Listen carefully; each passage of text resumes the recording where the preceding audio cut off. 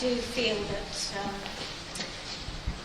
people don't know how to deal with politics these days, in the sense that we all feel helpless observing.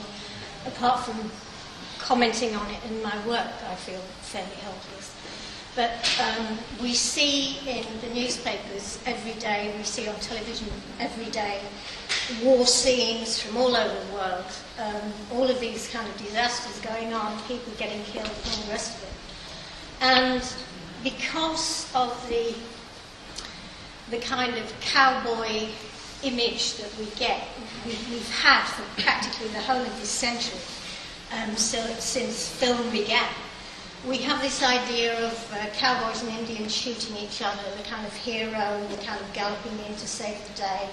All of this sort of heroic stuff, where they shoot guns and they don't bleed, they just fall over backwards, all of this sort of stuff is like, it's become a sort of undercurrent, and it's become also a kind of overblanket, so that we look at things now through this mist of heroism.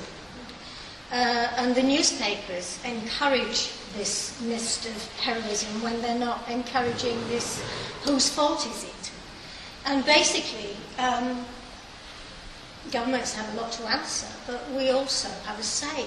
I started to do these figures, which I found in newspapers, and then I've kind of drawn them from the newspaper pictures. So, and I also think that this goes on.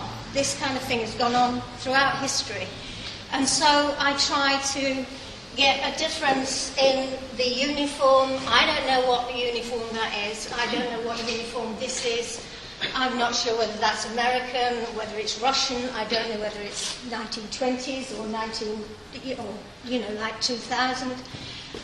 That's important to me because it's just going to go on and on and on. And that kind of wallpapering, which it's like children's wallpaper, it's like wrapping paper. If it wasn't in a frame, which is how I very often display these drawings, there'd be another drawing alongside it, there'd be a kind of crack between the two where this didn't meet this, that didn't meet that, and so the gaps, these boundaries, these lines of demarcation that mean we're one nationality fighting another nationality, that comes out even more when you've got a whole wall of these with gaps in between. And sometimes the scales change, and the centuries change.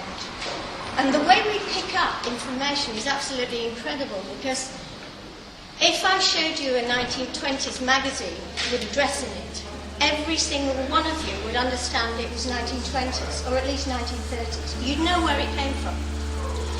We pick up information incredibly quickly, and that sense of this happening all over the world, at all times, I think is a real tragedy. And the only way I know to talk about tragedy is to make people laugh. We survive because of our humour, and I think that is really, really important.